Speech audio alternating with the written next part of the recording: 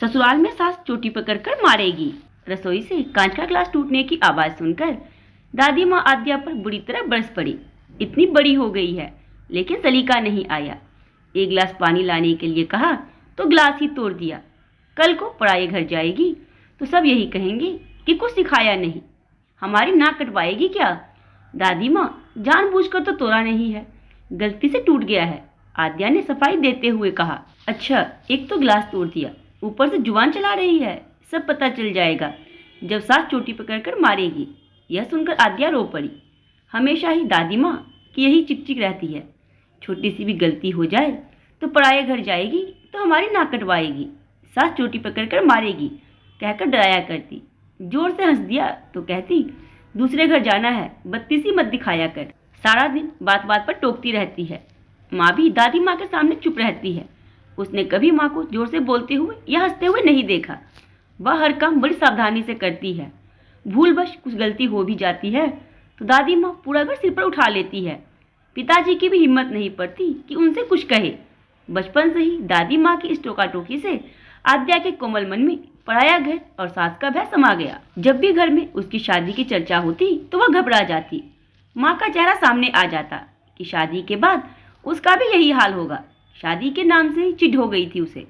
एक दिन उसे लड़के वाले देखने आए और पसंद भी कर लिया। फिर शीघ्र ही विवाह भी हो गया। सास और पराये घर का भय अब उसे और सताने लगा। विदा होकर जब कार में बैठी तो घबराहट की वजह से उसका बुरा हाल था।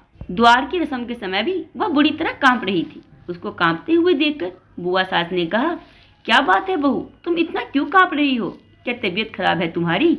अरे बुआ, आप समझती नहीं हो, हमारी भाभी जी को 104 डिग्री प्यार का बुखार चढ़ गया है, इसी वजह से कपकपा रही है। पीछे खड़े देवर अमर ने जब यह बात कही तो सब हंस पड़े, लेकिन आद्या को हंसी नहीं आई। सभी रस्में पूरी हो जाने के बाद उसे उसके कमरे में भेज दिया गया। थोड़ी देर बाद उसके पति यश भी कमरे में आ गए, लेकिन वह उनसे भी कुछ नहीं बोली। उसे गुमसुम देखकर यश ने उसे बाहों में भरकर कहा, तुम इतनी चुप क्यों हो, कुछ बोलती क्यों नहीं? लेकिन वह तो बुरी तरह डर रही थी। उसकी आवाज या हंसी कमरे से बाहर चली गई तो क्या होगा, सब लोग क्या कहेंगे? वह पूरी रात ठीक से सो भी नहीं पाई। उसे सुबह की चिंता थी कि कहीं देर से आंख खुली तो उसकी दादी माँ की तरह सास भी उसको डांटने न लग जाए। यही सब सोचते सोचते पता नहीं कब उसकी आंख लगी। सुबह जब वह हड़बड़ाकर उठी और सामने घड़ी पर नजर डाली तो सुबह के 8:30 बज रहे थे। यश उठ चुके थे। मारे डर के उसके आंसू निकल पड़े। तभी दरवाजे पर दस्तक देते हुए उसकी ननद रिया की आवाज आई, भाभी जी, अगर नींद पूरी हो गई हो तो कृपया उठने का कष्ट करें, सब लोग आपके हाथ की चाय पीना चाहते हैं। कमरे से आद्या के रोने की आवाज सुनकर रिया घबरा गई। अंदर जाकर आद्या के आंसू पोंछते हुए बोली, सॉरी भाभी, मुझे नहीं मालूम था कि तुम इतनी इमोशनल हो, मुझे तो मजाक करने की आदत है।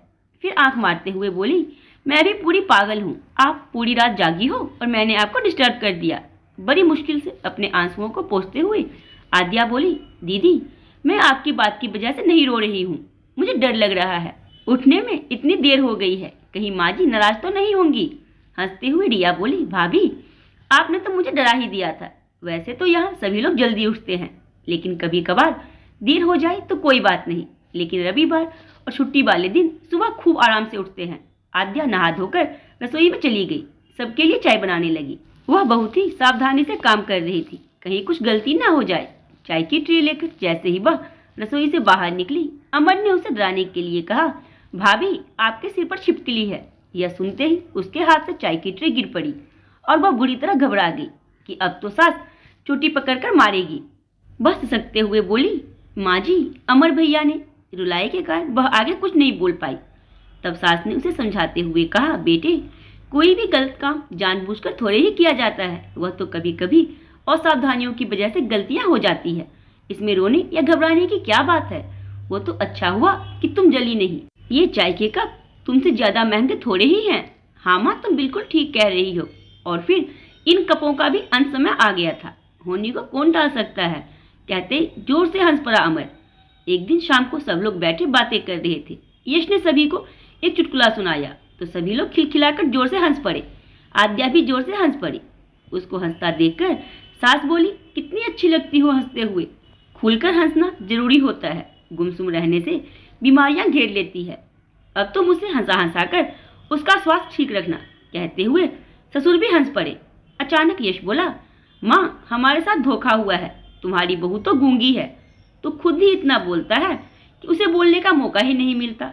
फिर आद्या के सिर पर प्यार से हाथ फेरते हुए सास बोली, गूंगे होंगे तेरे दुश्मन, मेरी बहू तो लाखों में एक है।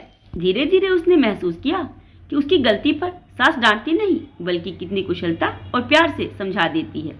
उसके अच्छे कामों की कितने खुले दिल से प्रशंसा करती है। भूलवश कुछ गलती हो भी जाए तो कभी कभी ऐसा भी होता है कहकर हंसा देती है और फिर बाद में प्यार से समझा भी देती है। धीरे धीरे आद्या के दिल से पराया घर और सास नाम का भय पूरी तरह खत्म हो गया।